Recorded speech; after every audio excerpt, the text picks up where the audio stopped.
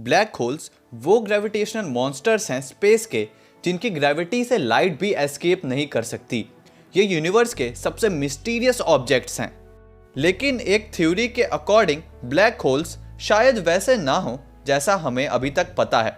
एक नई स्टडी के अकॉर्डिंग ब्लैक होल्स शायद हो सकते हैं डार्क स्टार्स जिनके कोर में कुछ अलग फिजिक्स, एक्सोटिक फिजिक्स चल रही हो, जो रीज़न हो सकता है इन डार्क स्टार्स के स्ट्रेंज टाइप के रेडिएशन का, जो रेडिएशन एक्सप्लेन कर सकती है मिस्टीरियस डार्क मैटर के बारे में हमारी यूनिवर्स में।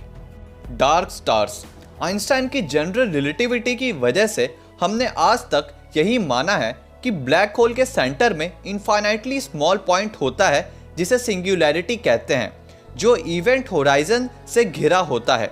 आज तक के इतने रिसर्चेस और ऑब्जर्वेशंस के बाद भी हम प्रॉपरली नहीं कह सकते कि एक्चुअल में ब्लैक होल के सेंटर में क्या है, और सिंगुलैरिटी फिजिकली इम्पॉसिबल लगता है क्योंकि मैटर एक्चुअली में कोलैप्स नहीं हो सकता एक इनफाइनाइटली टाइनी पॉइंट तक। एक थ्योरी है जो ब्लैक होल की सिंगुलैरिटी यानी उस इनफाइनाइटली टाइनी पॉइंट को रिप्लेस करती है इनफाइनाइटली कंप्रेस्ड मैटर से, एक incredibly tiny point incredibly compressed matter का। इसको प्लैंक कोर कहा जाता है।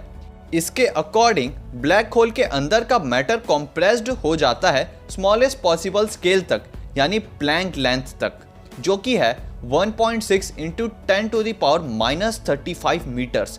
ये बहुत छोटा है।